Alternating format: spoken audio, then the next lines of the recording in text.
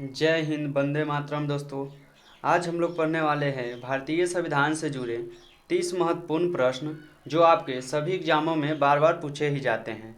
तो आप लोग हमारे वीडियो में शुरू से लास्ट तक बने रहिएगा ताकि आपको सभी क्वेश्चन पूरी तरह से याद हो जाए। तो आइए हम लोग आज का पहला नंबर प्रश्न देखते हैं। पहला नंबर प्रश्न है, संविधान सभा का प्रथम अधिवेशन कहाँ हुआ था? आपका सही आंसर है ऑप्शन बी, लाहौर में हुआ था। चलिए हम लोग अगला प्रश्न देखते हैं।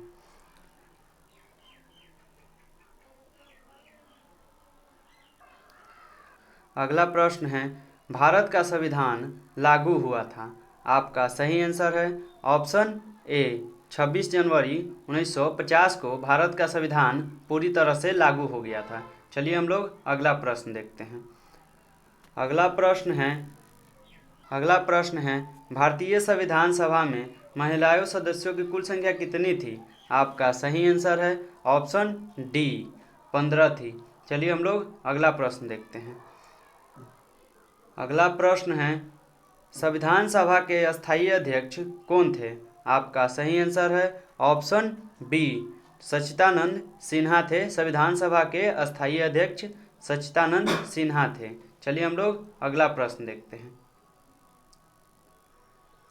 अगला प्रश्न है, संविधान सभा के कितने उपस्थित सदस्यों ने संविधान पर हस्ताक्षर किया था? आपका सही आंसर है ऑप्शन बी, 284। चलिए हम लोग अगला प्रश्न देखते हैं। अगला प्रश्न है, संपूर्ण भारतीय संविधान के निर्माण में संविधान सभा को कितना समय लगा? आपका सही आंसर है ऑप्शन सी, 2 वर्ष 11 माह 18 दिन लगा था संविधान सभा को बनने में। चलिए हम लोग अगला प्रश्न देखते हैं। अगला प्रश्न है, भारत के संविधान सभा का निर्माता किसे माना जाता है? आपका सही आंसर है option A, B R Ambedkar को। डॉक्टर बी आर अम्बेडकर को माना जाता है। चलिए हम लोग अगला प्रश्न देखते हैं। अगला प्रश्न है, संविधान सभा में किस प्रांत का प्रतिनिधित्व सबसे अधिक था? आपका सही आंसर है ऑप्शन सी, संयुक्त प्रांत था।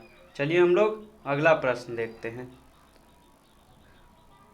अगला प्रश्न है, संविधान सभा पुनः गठित में देश रियासतों के लिए कितने प्रतिनिधित्व थे? आपका सही आंसर है ऑप्शन बी, 70।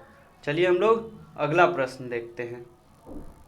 अगला प्रश्न है, संविधान सभा का चुनाव निम्न में से किस आधार पर हुआ था? आपका सही आंसर है ऑप्शन डी, वर्गीय मताधिकार पर हुआ था।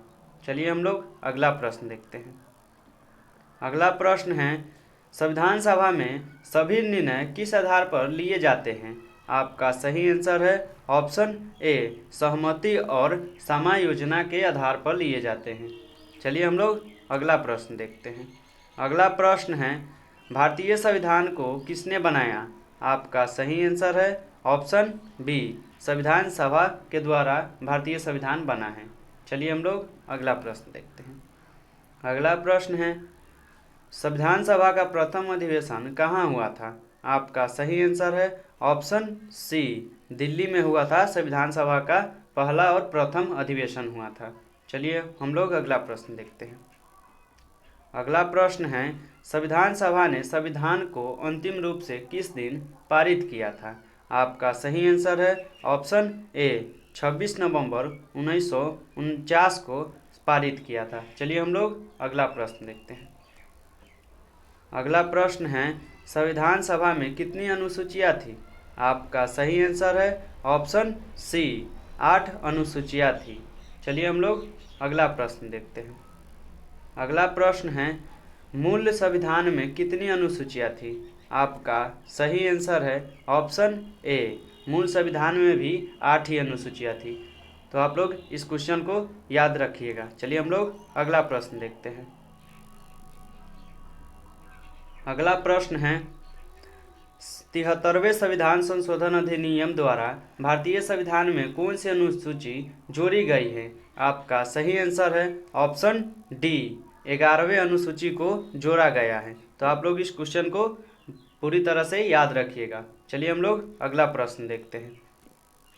अगला प्रश्न है, 74वें संविधान संशोधन अधिनियम द्वारा संविधान में कौन सी अनुसूचियां जोड़ी गई है? आपका सही आंसर है ऑप्शन ए 12वें अनुसूची को जोड़े गए हैं 74वें संविधान संशोधन में। चलिए हम लोग अगला प्रश्न देखते हैं। अगला प्रश्न है, राष्ट्रपति संविधान के किस अनुच्छेद के अंतर्गत लोकसभा के भंग कर सकता है? आपका सही आंसर है ऑप्शन डी अनुच्छेद 85 में भंग कर सकता है। चलिए हम लोग अगला प्रश्न देखते हैं।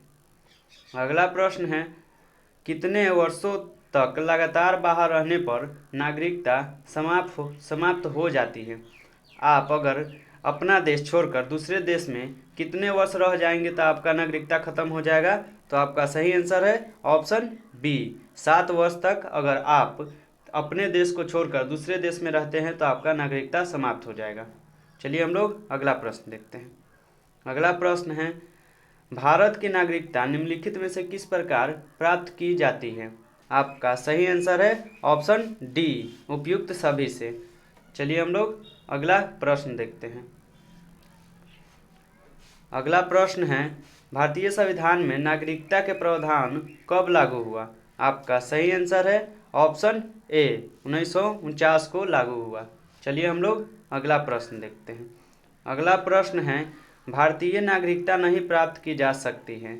आपका सही आंसर है ऑप्शन सी भारतीय बैंक में धन जमा करके नहीं किया जा सकता है। चलिए हम लोग अगला प्रश्न देखते हैं। अगला प्रश्न है, भारत में एकल नागरिकता की अवधारणा अपनाई गई थी, मतलब भारत में एक तरह की नागरिकता अपनाई गई है, कहाँ पे? तो आपका सही आंसर है ऑप्शन सी इंग्लैंड से। चलिए हम लोग अगला प्रश्न देखते हैं। अगला प्रश्न है, निम्नलिखित में से कौन सा एक मौलिक कर्तव्य नहीं है? आपका सही आंसर है ऑप्शन डी करों की अदायगी। चलिए हम लोग अगला प्रश्न देखते हैं। अगला प्रश्न है, भारतीय संविधान में मूल कर्तव्य कब समाविष्ट किए गए थे? आपका सही आंसर है ऑप्शन बी 1976 को किए गए थे। चलिए हम लोग अगला प्रश्न देखते हैं। अगला प्रश्न है, संसद को भंग करने के लिए कौन समक्ष है? आपका सही आंसर है ऑप्शन बी राष्ट्रपति हैं। चलिए हम लोग अगला प्रश्न देखते हैं। अगला प्रश्न है, एक वर्ष में कम से कम कितनी बार संसद की बैठक होनी चाहिए? आपका सही आंसर है ऑप्शन डी 2 बार, कम से कम 2 बार होनी चाहिए एक वर्ष में।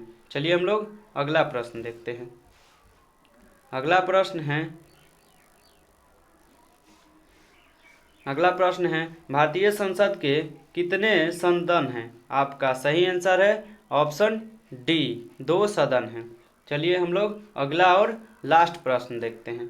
अगला और लास्ट प्रश्न है, भारतीय संसद के कितने अंग हैं? आपका सही आंसर है ऑप्शन डी 3 अंग हैं। अगर आप लोगों को मेरा वीडियो पसंद आया हो तो हमारे वीडियो को लाइक और चैनल को सब्सक्राइब जरूर कीजिएगा और अपने दोस्तों के पास शेयर जरूर कीजिएगा ताकि उनका भी तैयारी पूरी तरह से हो सके। चलिए हम लोग मिलते हैं नेक्स्ट वीडियो में, तब तक के लिए मन लगाकर पढ़ाई कीजिए।